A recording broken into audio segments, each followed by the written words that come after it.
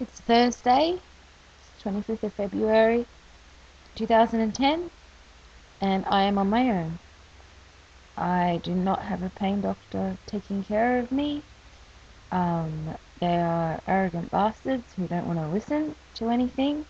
Therefore, they don't learn anything, so they keep trying to put people in the same boxes, even though nobody fits in the same box. Don't we learn in primary school that everyone is different? So, yeah, if you've got no ears, you shouldn't be specialising in anything. So I'm taking care of myself now. I am setting up appointments with um, people who can help me help myself.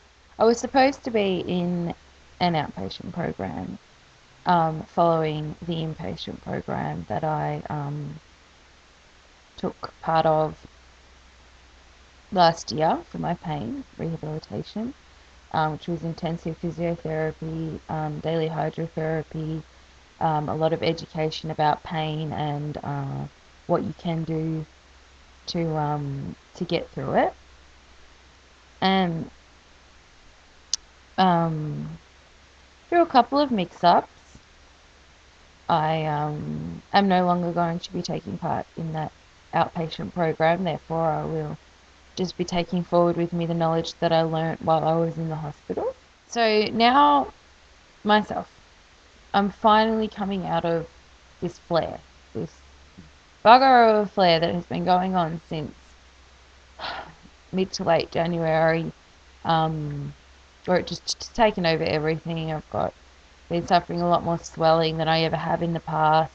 The pain now connects between my elbows and my jaw, through my back and my shoulders, my neck. All of that is that used to be painful in a secondary muscular type of way. Now I get the nerve pain there, the swelling, the burning, all those things that anyone with complex regional pain syndrome is familiar with. I did go to the doctor to ask for help with this. However, apparently I'm just not trying hard enough. Despite doing everything that I was learned in rehab, I've been pacing myself, I've been caring for myself. All I wanted to do is explain that that was getting more difficult because the pain was spreading, and I thought I needed the help and guidance to get me through that. The help and guidance that I was holding out for, because I thought that I was going back. I was told that they would call me, that the physios would call me, and I would start my sessions again. So I've had that expectation hanging there for weeks and weeks, months actually, waiting to go back to see these people, building up questions as I go along, questions for the occupational therapist, things I'm finding difficulty with, that sort of stuff. So little beknownst to me, the doctor decided that I am well enough to take care of myself now, and absolutely any additional problems that I come across are psychological. Yeah, that's what I... Other way around, doctors. You get the pain, then you get the stuffed up head. It does not go the other way. Yes, of course, stress, anxiety, all of these things feed into the pain and make it worse. So you do have to keep a handle on those. But you can't just disregard the fact that, yeah, you flare, alright, so you're up here, you're going along, you're okay, you're dealing with this level of pain, and you flare and it goes up to about here, okay, so you deal with these flares and you bring them back down and you wade like this. Then one day you flare, and instead of going to here, you go to here, all the way up there, all of this whole unknown territory that you didn't know was coming. So, of course you would need time to adjust to that, number one. And also, I think physical therapy to help you adjust what you're already doing around the new problems. Makes sense to me. Perfectly logical. But anyway, this didn't make sense to the doctor I was seeing. Probably because he wouldn't let me explain what I was trying to say. A little annoyed, but in a lot of ways I'm relieved, because I'll write down everything that happened. It was very illogical for them to conclude, or for him, sorry, to suddenly tell me that I wouldn't be having outpatient therapy when I've been seeing the psychiatrist that he works with, because he told me I needed to see her for my anxiety. Um, and she told me, okay, I don't see why you shouldn't be doing the physical component of your rehabilitation.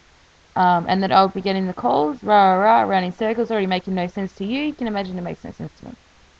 It does make sense to me, actually. It makes sense in that if you don't fit into the doctor's program, if that doesn't make you better and you have problems, well, that's just your own fault and your own problem. I've had this now from one doctor who treated specifically medically through medication, and also now from a doctor who is anti-medication and trying to treat this completely physically. I don't think it takes a scientist to figure out that for some people there is a middle ground and you're going to need help from both aspects. I'm not a drug addict. I don't want a morphine pump. I don't want patches. Yeah, I just thought that since the flares were getting worse, then it might be nicer to have a higher dose of the painkillers I'm already taking to bring those down. Not an addiction to take daily, none of that. I can see where a doctor would get that idea because you're a patient, you're in pain, you're asking for more medication.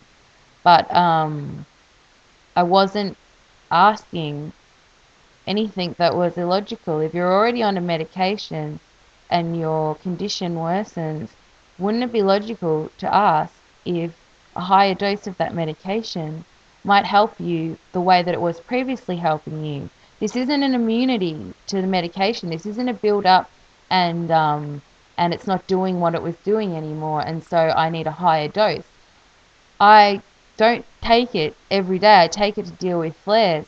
The flares have gotten worse. So when I take it to deal with flares, I get the same level of help that I got before, but there's like, it takes away this much pain. Before maybe there was this much pain, so it's helping, it was helping. Now there's this much pain, and I need a bigger dose to help with it, but whatever. The flare has gone down. So I'm not concerned about that at the moment. My main focus is on getting me better. So that's where I'm at.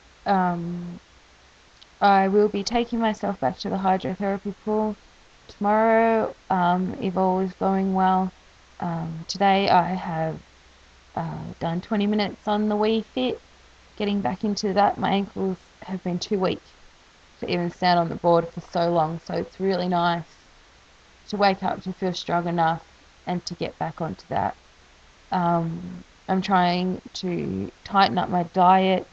I shouldn't be eating dairy or gluten, and I cheat on this a bit because bread is good, cheese is yummy, and I live in Australia. I grew up putting everything in a sandwich. All of that got a little bit out of whack over the last few months. I've really struggled to care for myself, struggled to prepare food. I blame this on humidity 100%. Now that I've come out of this couple of weeks and the weather's changed, I can feel the difference. I can feel myself back where I was a month ago, where I was getting myself to the pool, getting back into life, focusing on more, getting more done. I can feel that coming back again. So, sorry, Dr. No Ears, but you're on the wrong track. If it yeah, I was stressed and anxious because I was in so much extra pain than I had ever been in before. The way I see it, the pain worsened and spread, and I'm back within a month, within 2 months. I also lost my job. Well, normal healthy people lose their jobs and go home and kill themselves. So I'm doing pretty good as far as I'm concerned. And from here on in, the only opinion I need on that is mine.